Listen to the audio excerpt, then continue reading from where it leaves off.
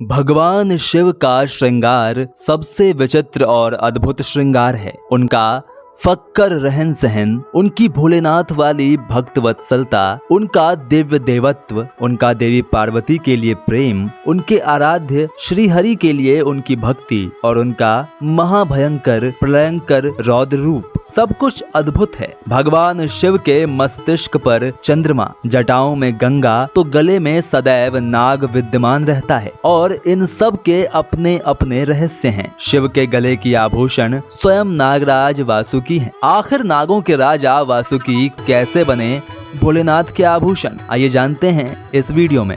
देवाधिदेव महादेव शिव को नाग जाति परम प्रिय है।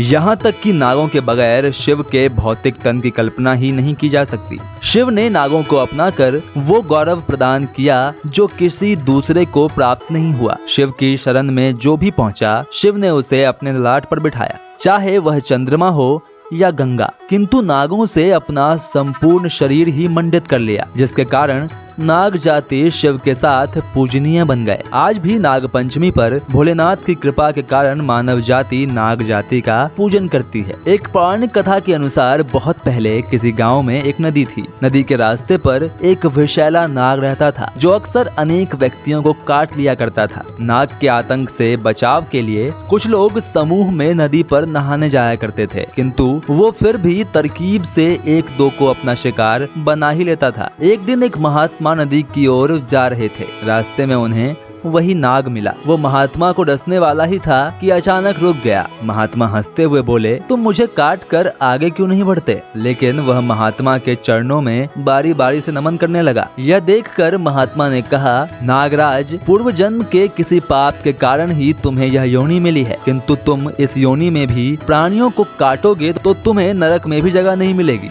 यदि तुम नरक से छुटकारा पाना चाहते हो तो आज से किसी भी प्राणी को काटना छोड़ दो। इसके बाद नाग ने महात्मा के सानिध्य में अहिंसा का व्रत ले लिया। जब उसने काटना छोड़ दिया तो व्यक्ति उसे छेड़ने लगे। कुछ व्यक्ति उसे कंकड़ पत्थरों से मारा करते। इस वजह से उसके बदन पर जगह जगह घाव हो गए। कुछ समय बाद वही महात्मा दोबारा नदी के रास्ते जा रहे थे तो उन्हें वही नाग मिला। उसकी कमजोर हालत देखकर मुनि ने कारण जानना चाहा तो नाग ने कहा, ये लोग मुझे पत्थर मारते हैं। इस पर महात्मा ने कहा, हे नागराज, मैंने तुमसे किसी को ना काटने के लिए कहा था, लेकिन ऐसा तो नहीं कहा था कि यदि कोई तुम्हें परेशान करे तो उसकी तरफ गुस्सा भी मत करो। हाँ, आज से तुम्हें जो भी परेशान करे उसकी तरफ तुम फुफकार मार कर दौड़ा करो। ऐसा करने से तुम्हें परेशान करने वाले भय के मारे तुमसे दूर भागने लगेंगे। नाग देवता ने ऐसा ही किया। अब नाग देवता मानवों के बीच अहिंसा के साथ रहने लगे। एक दिन जब वह महात्मा उस गाँव में आए तब उन्हें यह देखकर बहुत खुशी हुई और उन्होंने नाग देवता को अपने हृदय से लगा लिया। वह महात्मा कोई और नहीं बल्कि भगवान शंकर थे। अपने सामने साक्षात भगवान शंकर को देखकर नाग देवता बड़े खुश हुए तथा रेंगते हुए उनके बदन पर चढ़कर गले में लिपट गए। बस तभी से नागराज शंकर के गले का आभूषण बन गए। तो मित्रों, आज के लिए बस इतना ही। कैसी लगी आपको ये जानकारी हमें कमेंट में जरूर बताएं।